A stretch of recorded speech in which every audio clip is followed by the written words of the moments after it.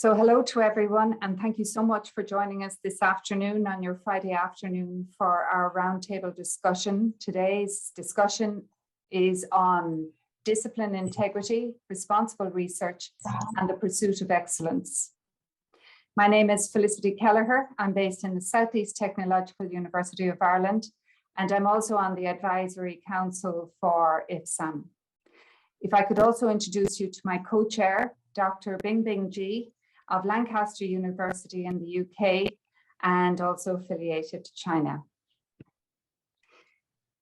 With sincere thanks to our panelists today, if I could introduce you to our 5 panelists: Professor An Su of the Arizona State University in the USA, Professor Alberto Pastore of Sapienza University of Rome in Italy, Professor Peter McKernan of University of Strathclyde in the UK, Professor Matthew Viswanathan of the University of Illinois in the USA and also affiliated to India, and Professor Luciana Vieira of FGV EAESP in Brazil.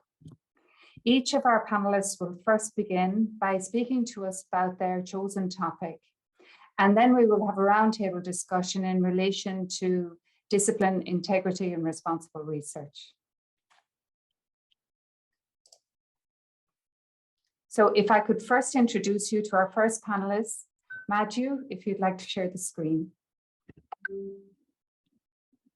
Sure. Hi. May I start, Felicity? Yes, yeah, thank you. Thank you, Felicity. It's just been a pleasure to participate. It's an honor. I'm currently at Loyola Marymount University at Loyola Los Angeles and Emeritus University of Urbana-Champaign. And thank you for the opportunity to share my journey. So think of it a little bit as data for some amazing panelist presentations and discussion as well. Let me just tell you briefly what I've done in over the last 25 years. I've tried to understand subsistence marketplaces, create this field really of subsistence marketplaces. I created education for people living in subsistence marketplaces, which I call marketplace literacy, and created education about them that reaches typically about 1,000 students a year, and then quite a few more online as well. So that's been my story. And really the way we've unpacked poverty is by arguing that the things we take for granted are not just material, they are cognitive and affective, and in the way we feel and think and so on.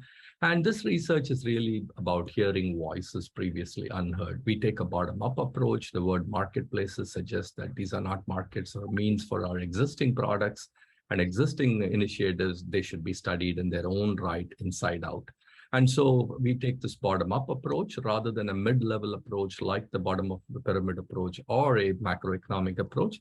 All of them are extremely good and complementary. These are some images, and I just wanted to point out this beginnings of this marketplace literacy when a woman who took our education said, "I never thought of myself as a customer."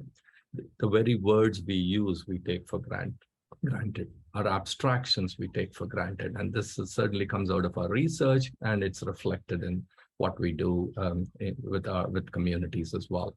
I call this symbiotic academic social enterprise. It is not action research. It's quite distinct in my view. It's sustained immersion, not a single project as a unit of analysis. And it's a circular loop from research and practice. It's not that research translates to practice. It really is that they mutually enrich each other. And these 3 elements have done that for me. In terms of engagement, we've been in a few places with dedicated or semi-dedicated teams. That's what's enabled us to do this on an ongoing basis.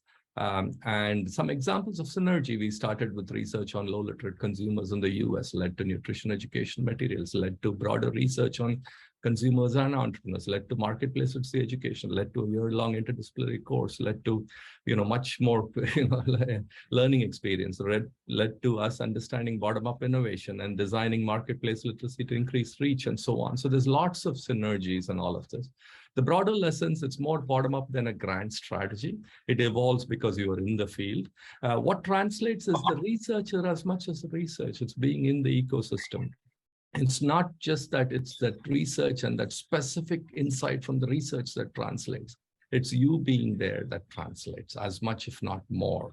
If you build it and you show how it can be done and you do it, and if you meet people 90% of the way, then maybe some people will come.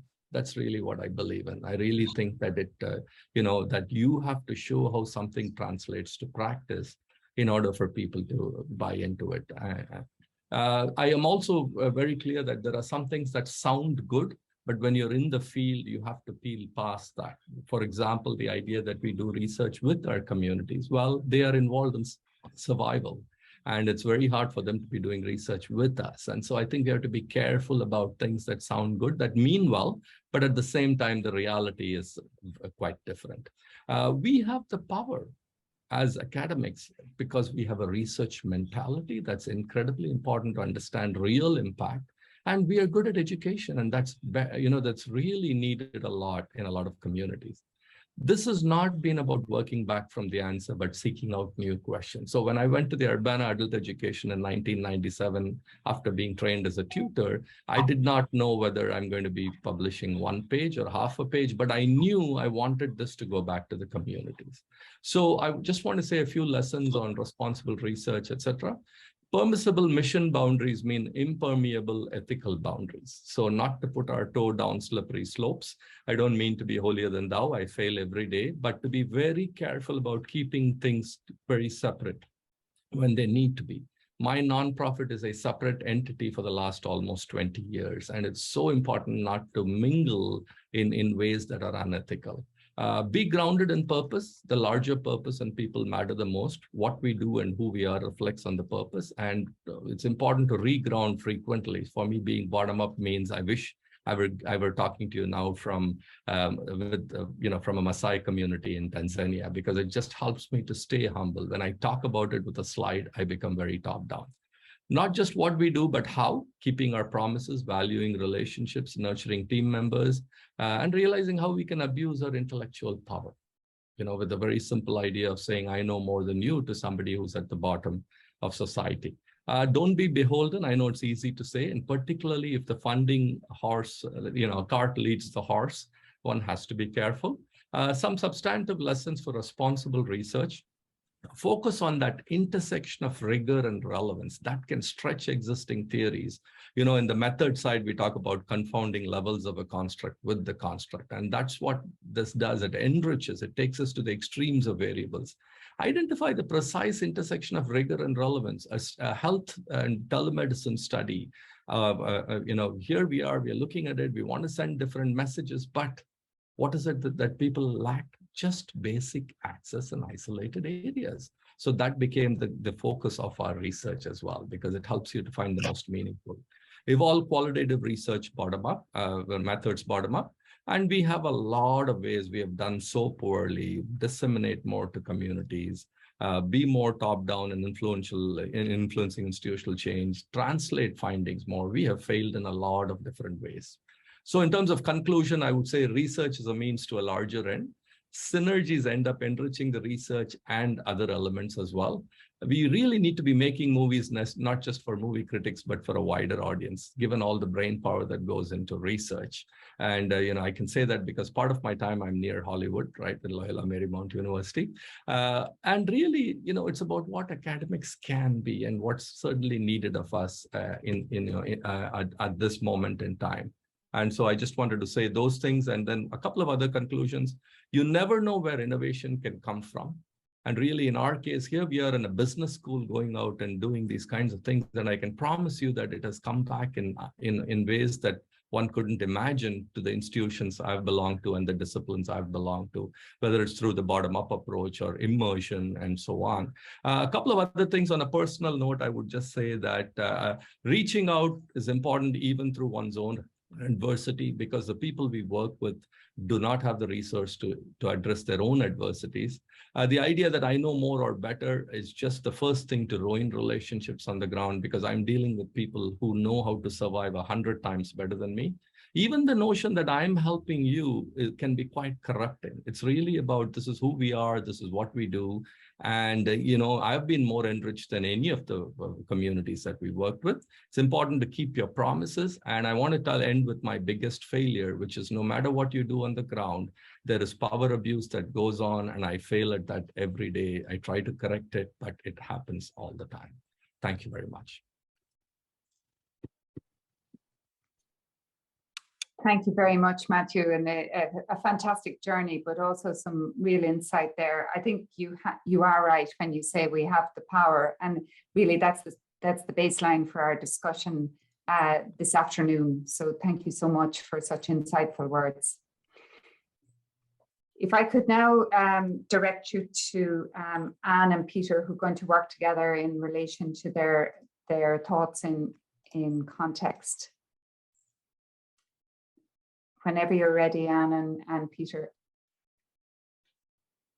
Okay, well, thank you for the opportunity to contribute to this discussion. And thank Madhu in particular for that very inspiring story about your own personal journey, professional journey. And you are an example for the kind of research that we are discussing today, and responsible research. And I really feel that's a great opening for us. So Peter and I would like to share our work in responsible research itself, which began 7 years ago in 2015.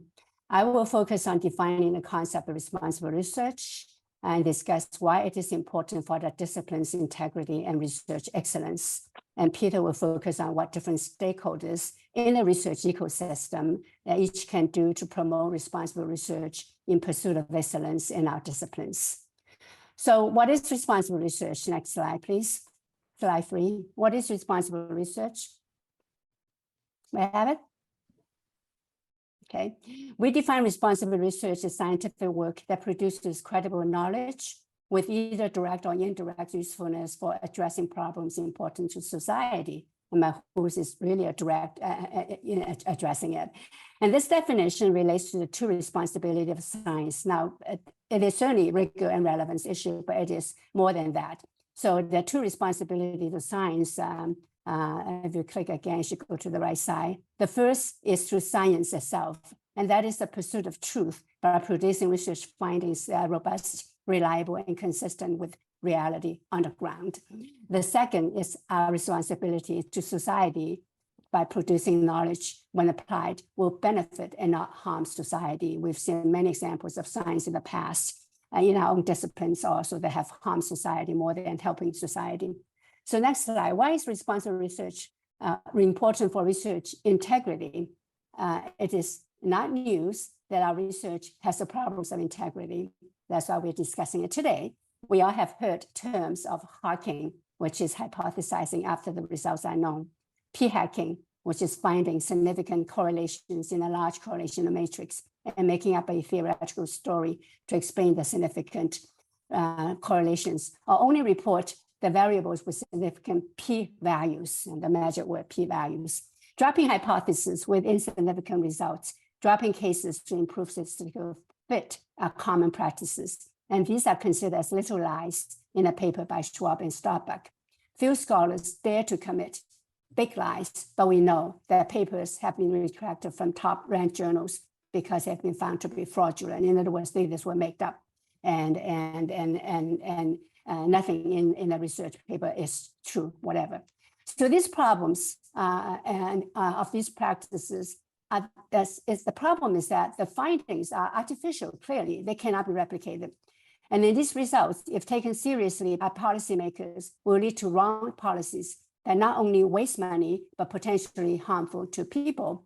And these practices also reveal that researchers do not have practice in their mind. Their sole purpose is to get their papers published at all costs. Now, they're not bad people. I'm not saying researchers are bad people. By far, they're not. We are all. Everyone is wonderful people. But there are some issues here in terms of training, understanding of what is science. And that's what responsible research is all about, understanding the responsibility and the importance of accuracy in science. And we are glad to report that self-correction is happening. Journal editors are now requiring open science practices and welcoming replications, for example. our research community is working hard to restore research excellence in terms of both credible findings and useful knowledge. And that's why we're here talking about this today. And other panelists will have more to say about that. So let me define research excellence from our point of view. Okay, next slide, defining research excellence. The RBM position paper begins with a Vision 2030 statement. This is a statement of research excellence. There's a paragraph in the beginning of this vision statement, and I'm paraphrasing it from here now. So it says in 2030, business and management schools worldwide are widely admired for their contribution to societal well-being. B&M scholarship has been central to solving society's challenges. Research is timely and cutting edge, producing well-grounded knowledge on pressing problems. And both scholars and schools are committed to the principles of responsible research. So next slide is about responsible research. So how does responsible research contribute to research excellence? We offer 7 principles to help researchers in designing their studies that will enhance both the credibility and usefulness of research findings. And the first principle in the middle is foundational. It reminds us of the basic purpose of science is to serve society. And that's what Matt Fu talked about as well. The second to the fourth principle are to enhance research credibility by careful attention to contributing to basic knowledge, applied values of your research, using multidisciplinary methods, as well as understanding the pluralistic realities and complex nature of the phenomena being studied by using some methodology. The next 3 principles are to improve the usefulness of the research studies by including and respecting stakeholders' knowledge and perspectives. Who you practice that so well, by considering how the research will benefit them and not harm them, and to use appropriate methods of research as well as dissemination to reach the right people for the use of those research outcomes. And they, of course, include for us students, policymakers, and practitioners, and the people, citizens themselves. Now, I have briefly introduced the meaning of responsible research and how it contributes to research integrity and research excellence. Now, Peter will help us with some discussing what some different stakeholders can do or have done or will do to promote responsible research in pursuit of excellence in our disciplines. So there you go, Peter, go on. Thank you very much, Anne. And I think the slide that's up in front of it at the moment does sum up the first 2 presentations very, very well. Matthew and Anne are talking about rigor and relevance in the research. Next slide, please. I want to talk about who is responsible for responsible research. And that's a very important question. If I turn to the next slide, we have a really interesting pedagogic diagram. The diagram helps us to deconstruct who is responsible. The notion of who is responsible, what they are responsible for, who they're responsible to, and the levels of responsibility are all pretty well defined in the philosophy of science. But I want to focus today on who is responsible and take you right to the center of that diagram to what Anne and I call the core workers. The core workers in our research ecosystem are our faculty, our staff, and our doctoral researchers, and everybody in between that. Those are the core workers who produce the research. We might see the research as composing of a supply side dimension and a demand side dimension.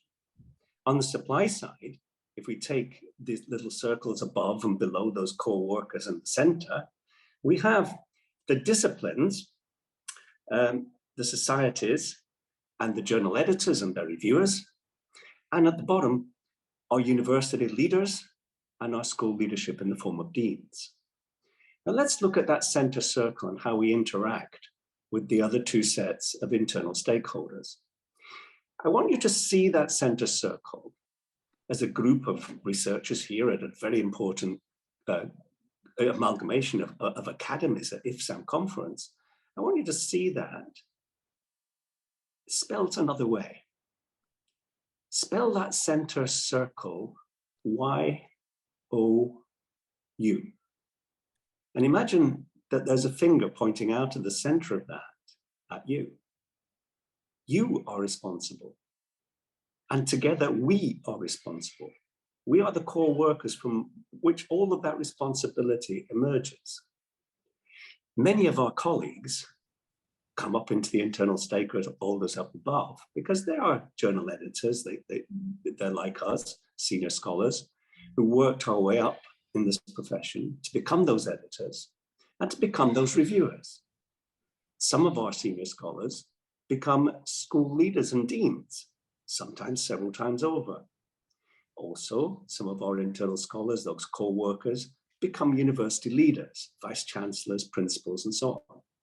So that set of internal scholars is where everything emerges from.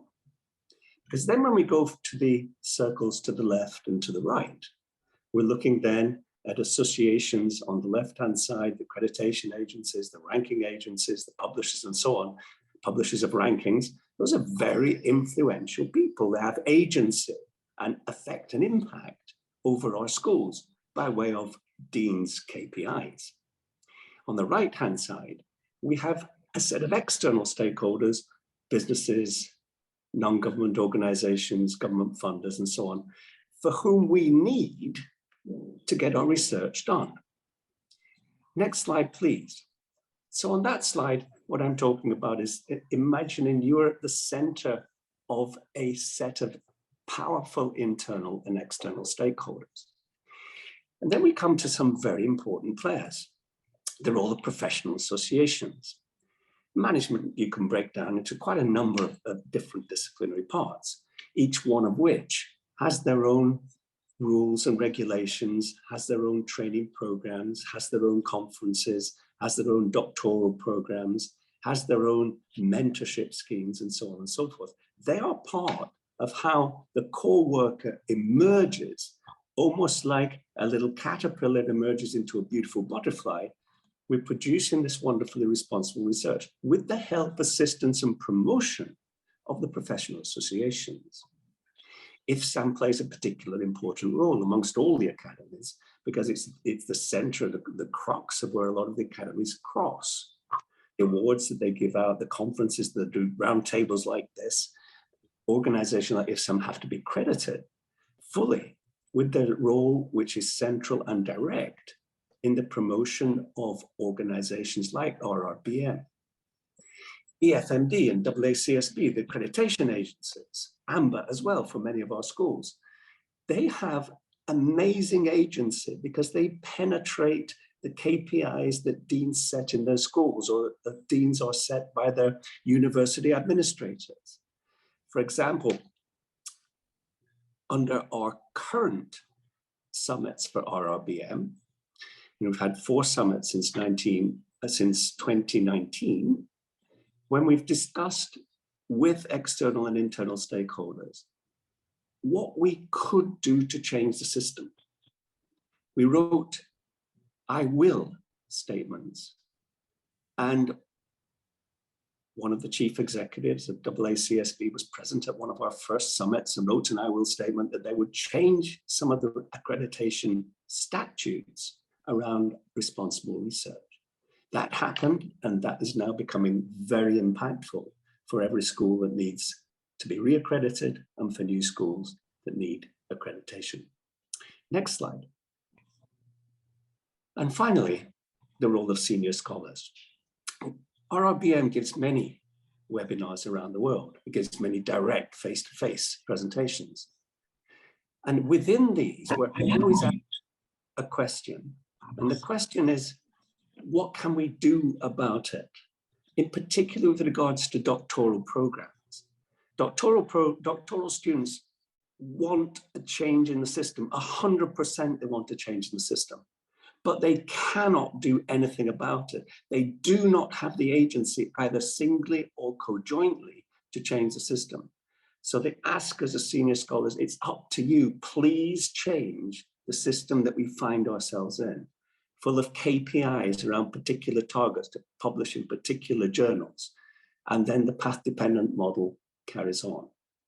But all of us as senior scholars, in our roles of hiring labor, sitting on promotion committees, in our role of journal editors, in our role of journal reviewers, we can play that ethical role that Matthew talked about, and that challenging role that Anna's talked about, about doing our research for the good of society. Thank you.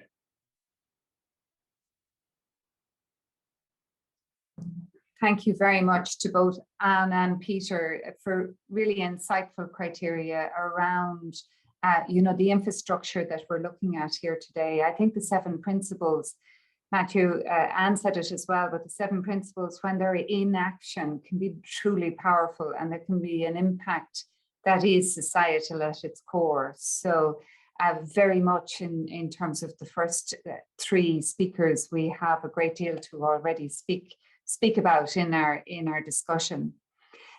Luciana, if I could go to you now in relation to the Brazilian experience, please. Okay, thank you very much. It's an honor to be here with this panel, and I think I'm going to tackle the main issues that this paper that Anne and Peter wrote and they presented, and also the concerns that Madhu presented about his research. And I'm going to talk about the paradox that I face as a responsible for research here in Brazil. I think many of the ecosystem that Peter was talking about, I'm affiliated in Brazil to a Triple Crown Business School. So we are following very high standards for the accreditations. But on the other hand, we are in a country which has been facing institutional voids in all ways. I mean, politically, economically, the whole science and technology system has been at a stake lately. So even if we try to cope with all the standards that are part of the business school and the top journals, we are in a very uncertain environment. And especially recently, I'm not sure if you follow, but we have not only in Brazil, but in other countries, a lack of trust in scientific data, especially during the COVID. And this was from our federal government, not just from the society, of course, from some negationists. So what I think the blame is not about how the government perceive or use evidence-based for policymakers or companies for their decision making, but also we have to blame us, social scientists or scientists in general in Brazil that are failing to communicate our scientific evidence and the importance of it for all these decision makers. And I'm not saying the reasons, but I think something that it's very paradoxical in Brazil is because we have all these high bar standards to publishing in English and to publishing top journals, we kind of create a distance between of what is important for the country, for the society, even from our language and from our culture, to be able to acquire these high standards. So I think it's also our failure of trying to cope with all this, what was Peter calling the ecosystem of top publishing, but also disseminate our findings to the society and to be recognized as something valuable for the development of the country.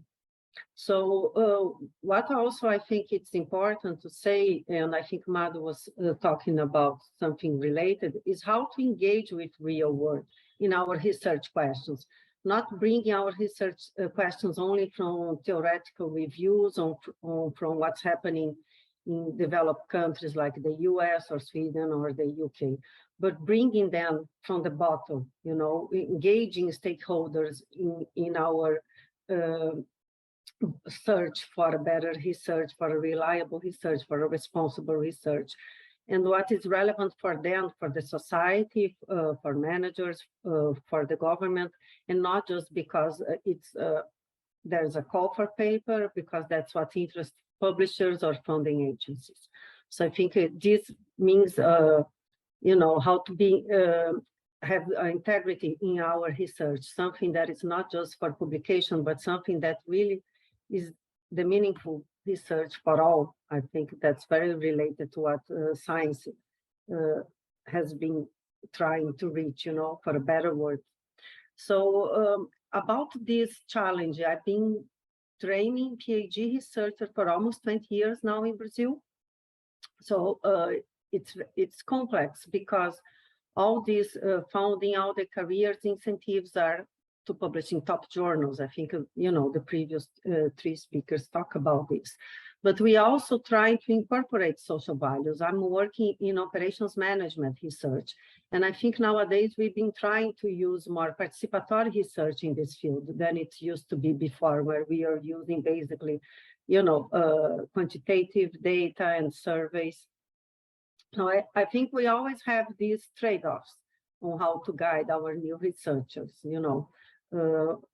to bring social impact, but also bring a theoretical contribution to be able to get published and for them to have their own career, to have relevance for the society and for the country where we are located, and not just, for the academic, but also being relevant and being able to publish these in top journals that usually are very centered in problems that are not the problems that we have in a developing or an emerging country. Also trying to bring our findings to decision makers, although we have lots of cultural barriers in terms of literacy, education, the language, going to Brasilia, where is our federal government, and talking to them in a way that they can understand. And it's not just academic and not just the use of lots of words in English. This is a huge barrier for us, to be understandable by those that we want to help with our evidence-based research. And I think the other also talk about these career incentives. We have lots of economic incentives for top journals, for having these hot topics by funding agencies. But on the other hand, what we need, what is most important from my perspective, is applied research, is to sort out problems that are facing by our society, by our companies, in terms of competitiveness, in terms of social inequality. So I think we need to find a balance, especially for the new PhDs that are getting to the market, academic market nowadays, how to have funding, but on the other hand, also bring something to the context for our country that basically is who is paying for their studies, paying the grants. We have a huge system of public universities, so we need to consider all these factors and not just guidance to see what's happening in the top journals or what are the interests in the US or in Europe, but also look for what's happening here and how we can help here, Brazil or other developing countries. So I think this is a huge trade-off in terms of how to train them properly, how they can give some kind of contribution to our society and not just for their individual career. And finally, I think one of the trade-offs that I'm facing, not just in Brazil, but I think this is internationally, for senior researchers, to have a long-term funding on some kind of research stream that it's important, because we develop a lot of engagement with stakeholders in some topics, and we want to do some long-term research with them and kind of giving guidance for their decisions. But on the other hand, when you look at the donors, the financing agencies, they have lots of hot and fashion topics, something that is very interesting, but are many buzzwords, I think, nowadays in the academia. So we kind of try to create something new, which is not really new. It's just a new way of saying the same ideas, because that's what, the top journals or the editors or the finance agencies are trying to create or to establish. So I think there's a lot of trade-offs. I'm not really presenting here any kind of, way forward, but I think we have lots to discuss, and thanks for listening, and my time was okay. Thank you, Felicity. Thank you so much, Luciana. And it's fantastic to see this thread, this common thread coming through each of the presentations, and it gives us an opportunity to discuss the true nuances and the true importance of society at the center of responsible research. So I look forward to our discussions. Alberto, the great benefit of being the final speaker is that you do have the last word. So please, when you're ready, the floor is yours. Thank you so much, Felicity. Good afternoon, or morning, or evening, everybody, wherever you are. I'm very happy to be here with you and participate in this debate. Let me start with some questions. Why do we think the government pays our salaries or finance research? And what is, or rather, what should be our purpose, management scholars, ultimate goal of our work? Who are our priority stakeholders and what do they expect from us? Are the journal editors our main stakeholders, or rather institutions, companies, managers, students, the society? So our purpose is to create value for society and the economy. How? Through the production and the dissemination of useful and credible knowledge. And that must represent a factor of cultural, social, and competitive growth. And this is my mantra, what drives me together with my car when I go to work. Somebody could say, oh, beautiful words, easy to say, hard to do. True. But this is our game today. And in our work, we continuously have to face up challenges. And I've chosen 6 of them, and I'd like to present them in the next 6 minutes. So 1 minute per challenge. And the first one is to fill the gap between research and practice. Because if there's a gap, there's no value creation for society and the economy. How do we choose a research topic? Of course, we should do it based on their relevance to the stakeholders, companies, managers first. But much more often, we do it based on research opportunities or publication opportunities. Management research must be oriented towards issues that are relevant to the productive world. Research questions must be formulated in ways as to offer useful answers in terms of managerial and policy implications. But sometimes we have to say the distance is really great. There are many colleagues, especially among the younger ones, who have no relationship with companies and their managers. They only want to publish or perish. So this is the big issue, self-referentiality in research. A very big threat to. The challenge 2 is quality, integrity, and ethics in research. Very big. I've heard it about it also from Luciana, and will not add anything on the subject. Just a list of keywords to remember and to address the problem of data falsification, plagiarism, gift authorship, predatory journals, and conflict of interest in the evaluation process. And the challenge 3 is knowledge dissemination. And this is about research result dissemination and also teaching contents and methods. Research results, knowledge advances must be made usable, communicated, transferred to those who can use them as a competitive resource. And okay, we must say, who reads the academic articles that we publish in our prestigious journals? Well, managers don't. We know, be sure. It's stuff for academicians.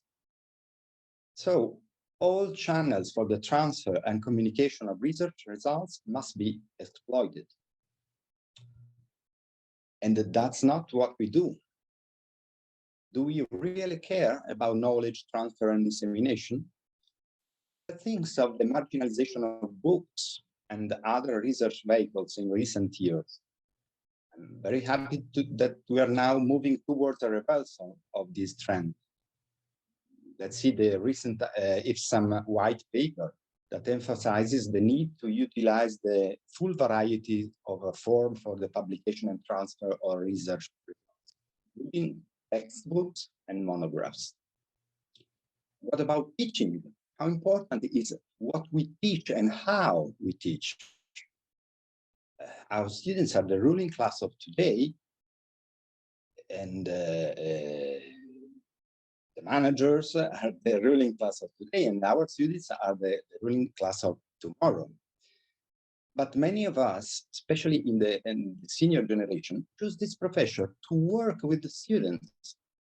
But today, students are not considered as a priority because they distract us from much higher purposes, publishing e-journals. So, committing time and resources to innovating methods and contents, it's not worth it. Preparing materials or even an up-to-date and innovative textbook, why do it? So, knowledge and its value are not properly transferred. Challenge 4. We have to integrate the three issues: priority business issues, credible academic research, and dissemination and training activities. It is the integration of the three that makes the virtuous cycle. And this is the way for creating value for society and the economy. First, interaction with companies and institutions makes it possible to identify relevant research topics. The research activity is oriented toward the production of knowledge in terms of managerial and policy, theoretical and practical, and then advances in knowledge are transferred to companies, managers, students through targeted, modern, and effective channels and methods. The challenge 5 is building a culture for responsible research. And many scientific communities around the world are facing these challenges. I can tell you about the Italian experience. In Italy, the Italian Management Society in 2016 produced a white paper to provide guidelines for management scholars on how to interpret their profession. In this document, all these issues are addressed: relevance, integrity, ethics in publication, dissemination, and so on. Of course, internationally, the community for responsible research in business and management is doing a very important work. But I think that it should be supported more by the national scientific communities. I think also that IFSAM can have a crucial role on this. By the way, the cultural dimension is crucial, but still it is not sufficient. So we have the last challenge, that is to define a system of rules for grading and incentivizing, motivating such behaviors. And this is about the national and also collective level. In our academias, we have to implement new rules of the game, a system of incentives that are consistent with the principles that we have stated before. But we can work also at the individual level. So, for instance, we should write down our personal vision mission as scholars, and we should hang it on the wall behind our desks and try to follow it in our daily work. So we should follow a dual strategy. Play the actual game, yes, but don't forget our real purpose. So finally, let's look for connections, build bridges between theory and practice, between research and its application. And also don't forget to focus on transferring, communicating knowledge effectively.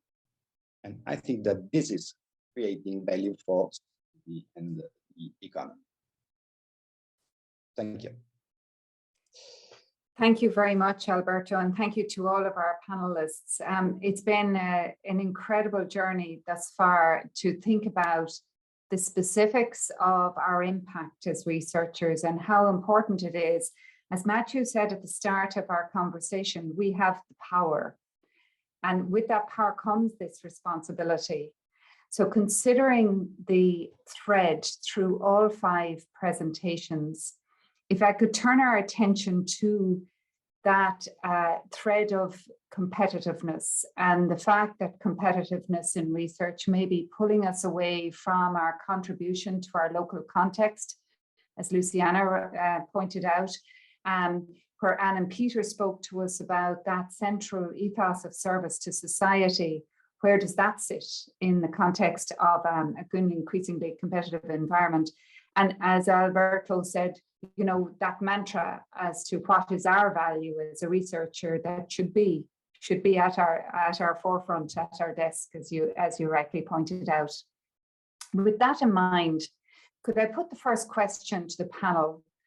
As you know, considering this increasingly competitive research environment and this chase for publication in particular locations, and the emphasis on English that Luciana brought to the surface and what that's doing to non-English speakers and their communities and their wider countries, then if I could ask the panel, based on what you've already said, how can we ensure that meaning, nature, and purpose of the science we're studying keeps to our core in this increasingly competitive environment?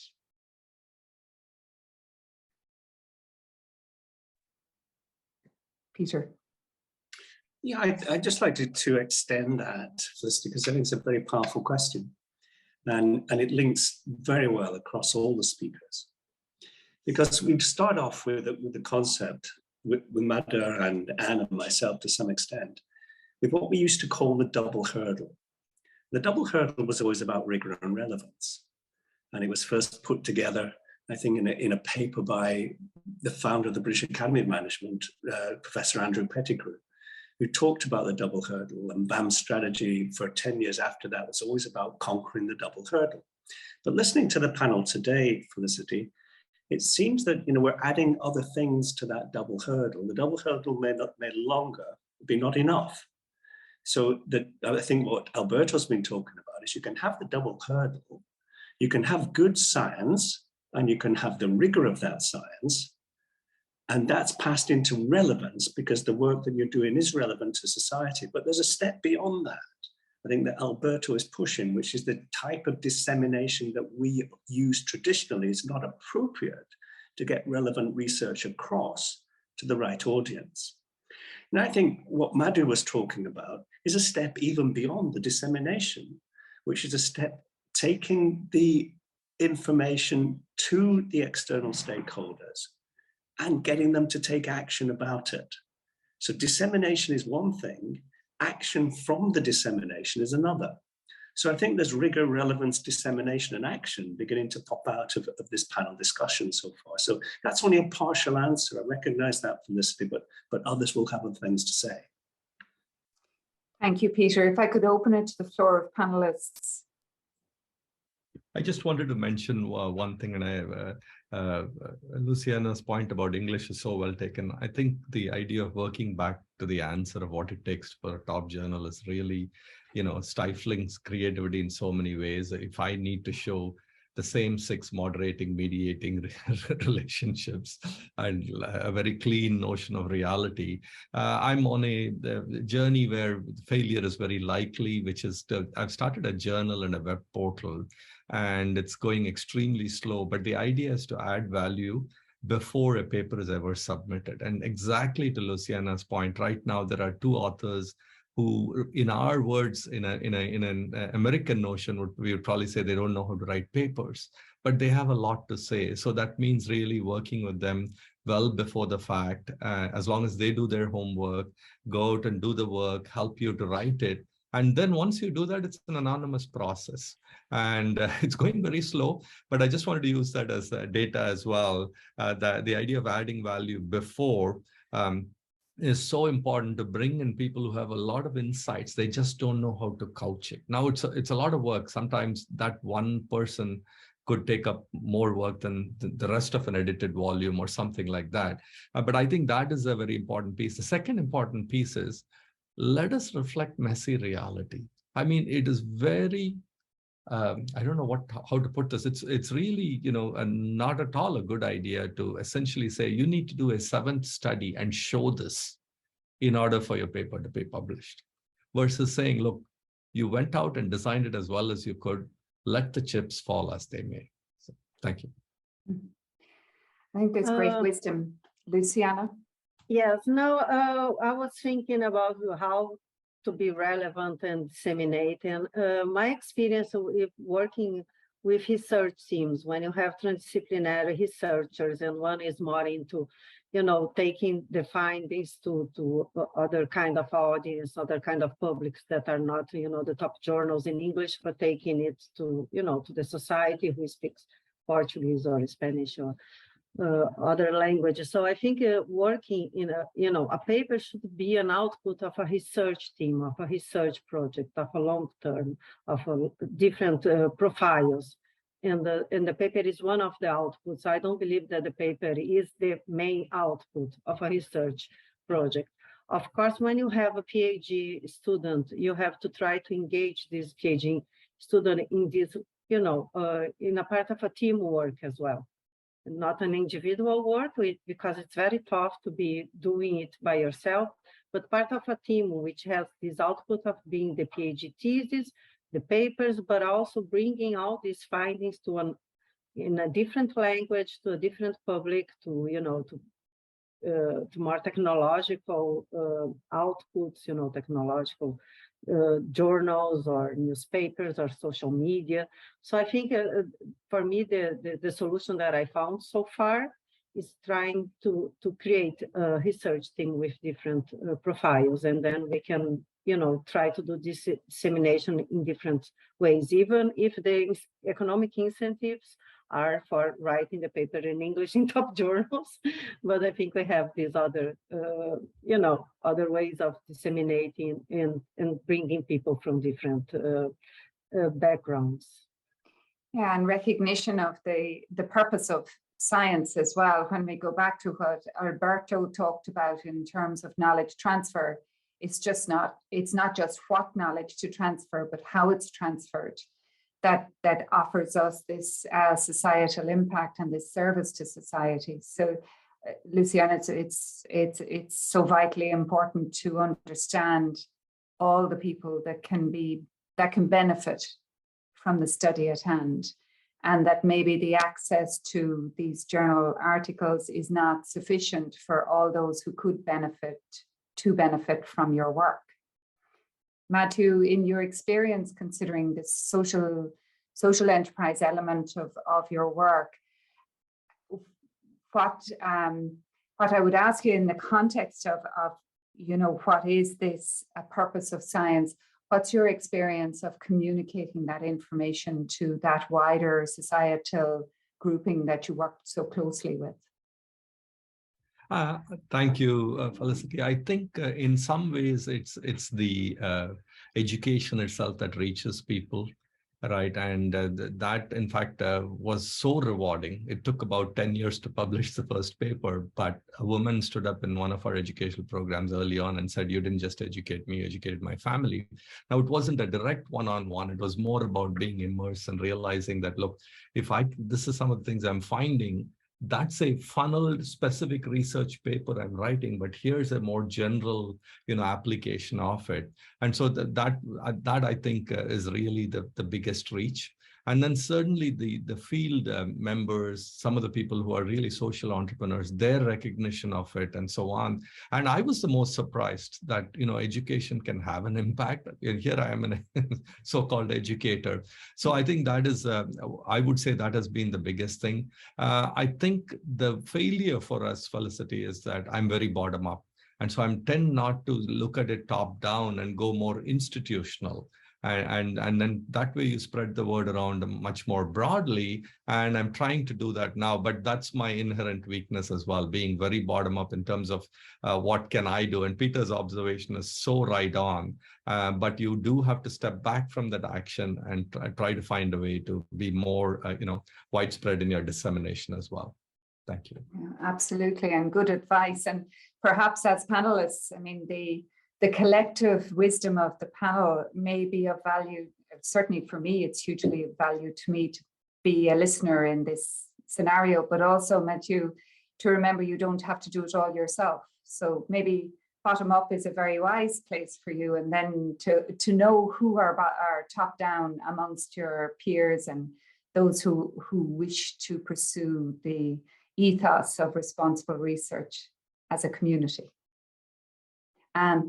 Yeah, Facility. Let me try to respond to your question about the concept of competition. It's a fascinating idea. The young scholars and senior scholars, we're all competing to get our papers published in the top journals, because that's the name of the game in this big town. And to be successful in this competition, we have to do anything we can that includes some of these big lies and little lies. And we do many little lies, and we all accommodate each other in these little lies. For some reason, there's a collusion going on.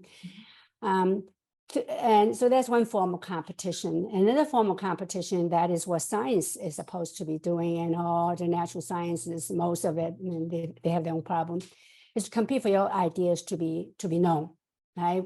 So I'm reading a book about DNA, RNA research, and the competition to discover how bacteria fight against viruses, and using that knowledge to help humans fight against the virus that we were fighting in the last few years. So the competition for your first ideas to be out there is a healthy form of competition, right? So the question is, how do we get to become the unhealthy form of competition and try to steer us towards the healthy form of competition? To me, the key is in education, in doctoral education, re-educating junior faculty and perhaps even some senior faculty who were socialized into the first form of competition. So that's one response to that. And second response to that question, it reminds me the purpose of RBM that was created, which is a global movement. We started by 24 scholars worldwide from 10 countries and 23 universities and 5 disciplines, not just management. And the key idea is to gather the wisdom globally, and also to gather the challenges globally, and to create a set of ideas that's globally relevant in terms of research enterprise. And the idea is that we cannot, we didn't write it out in black and white, but we clearly imply we cannot let North American paradigm dominate the research scene worldwide, which has been happening for the last 20, 30 years. Everybody else around the world has to submit to the standards of the North American top few journals. And we let that happen, back to the question, we scholars, we let that happen. We are the editors, we're the deans, right? And so RBM's function is to help gather these challenges and create solutions and to disseminate them across our communities worldwide. So along that purpose, I just want to share the practice that RBM has been able to facilitate in China, which is not, which creates a different kind of dynamic politically. But the business schools in China, many of the ones that I know of, are now having the faculty to publish at least 50% of their research in Chinese journals, Chinese language, studying Chinese problems, okay? And that's true of all, whether you're trained in the US, Europe, or anywhere else. English papers still the international community connection, worldwide global learning, collaboration is still valued, but you must also work on projects that's important to the Chinese society. So I think that idea really fits very well with Alberto's comment about national associations and national scientific communities need to contribute to allowing the local scholars to work on local problems using local language and to create knowledge that's locally relevant and rigorous. So that's my reactions prompted by your question. It's really helpful, Anne, and actually it leads into another aspect that we might discuss now, which is really around this relationship. And there may not be a relationship, but my sense from our discussion so far is that our discipline has an integrity in and of itself, or it should do, for it to be truly responsible research. What is the relationship between discipline, integrity, responsible research, and the principle of ethics?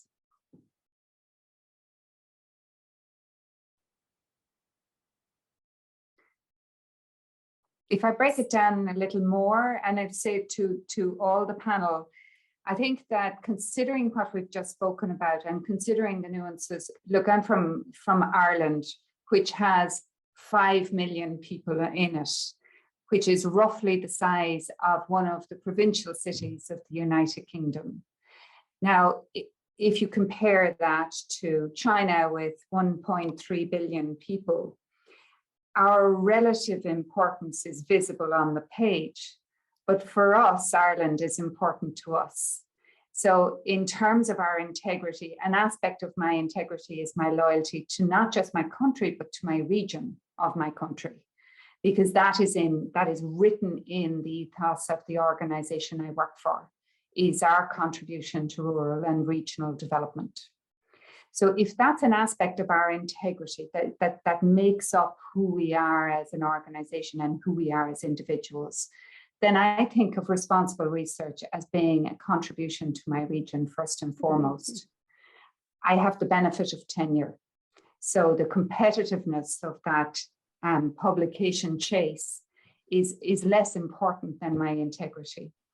But when I go back to everything that was said, and Alberto, I'll go back to what you spoke about in your summing up, and Luciana, what you spoke about local contribution. I have a responsibility ethically to ensure that I create an anonymity that allows for those individuals that are working with us in our research, that they have a capacity to decide whether they're identified or not.